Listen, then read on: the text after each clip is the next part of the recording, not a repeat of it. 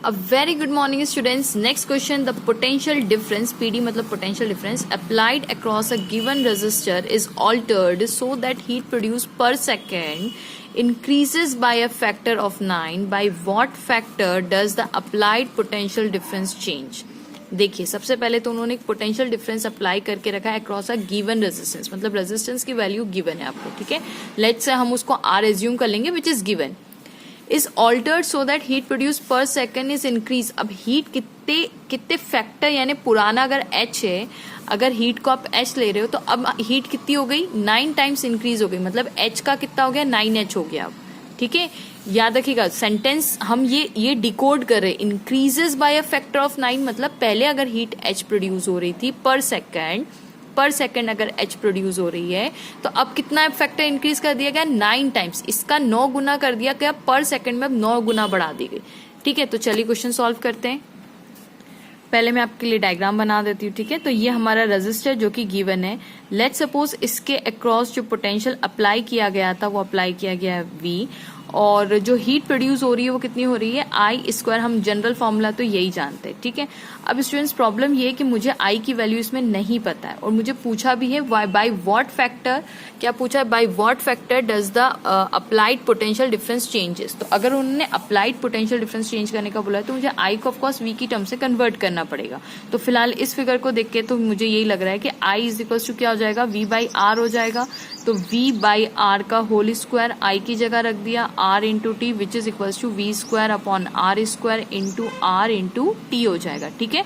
ये heat produce हो गया। अच्छा, ये भी हीट जो प्रोड्यूस हो रही है कितने सेकंड्स प्रोड्यूस हो रही है पर सेकंड, तो टी की जगह मैं 1 सेकंड रख दूं, ठीक है। तो H कितना हो गया मेरा, अच्छा ये R² से एक R गया तो V²/R, और टी की जगह 1 रख दिया, ये टी का मतलब 1, तो ये आंसर आ जाएगा, ठीक है। तो अभी फिलहाल हीट इतना प्रोड्यूस हो रही है।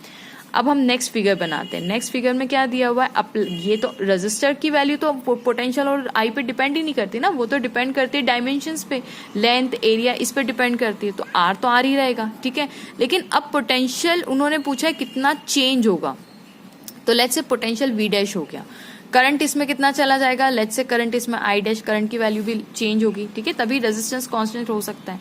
अब यहाँ पे जो हीट प्रोड्यूस होगी लेट्स से वो H' होगी, क्योंकि हीट की फॉर्मूले में देखिए अब V आता है, अगर V चेंज होगा तो हीट भी चेंज हो रही है, सब कुछ चेंज हो रहा है, ठीक है। तो V वापस से मैं वही कर दूं, अब V इसकी जगह कितना हो जाएगा V' का स्क्वायर/R, R कांस्टेंट है।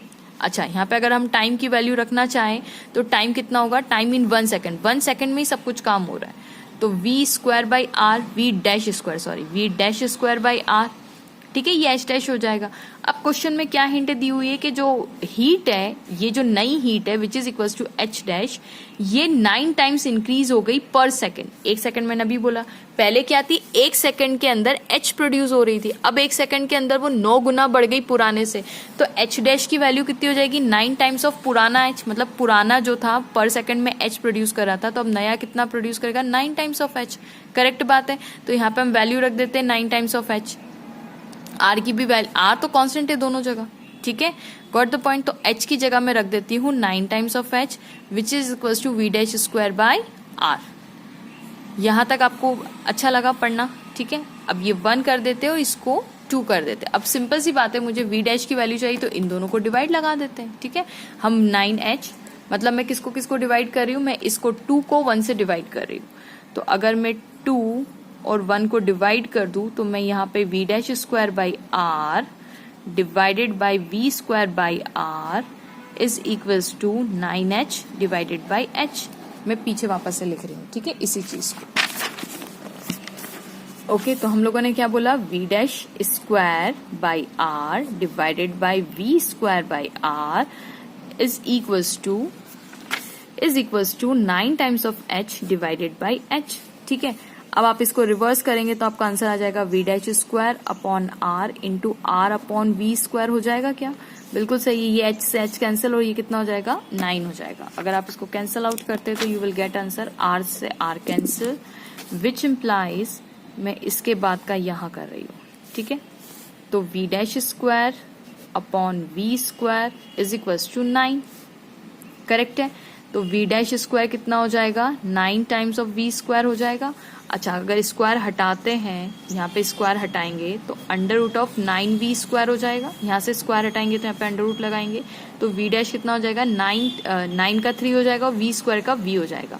मतलब नया पोटेंशियल कितना हो गया, पुराना पोटेंशियल अगर आपने v लिया है तो जो पोटेंशियल चेंज v क्या है, नया पोटेंशियल v डैश, तो v डैश की वैल्यू 3 टाइम्स यानी 3 फैक्टर से इंक्रीज हो जाएगी। ओके, 3 गुना, पुराने v से 3 गुना इंक्रीज हो जाएगी। तो जब h की वैल्यू 9 टाइम्स ऑफ h होगी तो पोटेंशियल की वैल्यू कितनी होगी कि 3 टाइम्स ऑफ v हो जाएगी। मतलब पोटेंशियल अगर आप हीट को इंक्रीज करते तो पोटेंशियल भी क्या होगा, इंक्रीज हो जाएगा, क्योंकि r कांस्टेंट है, r is equals to constant. ठीक है, सो होप स्टूडेंट्स आपको ये वीडियो पसंद आया होगा, सॉल्यूशन पसंद आया होगा। Please don't forget to like, subscribe and share my channel. Thank you so much for watching.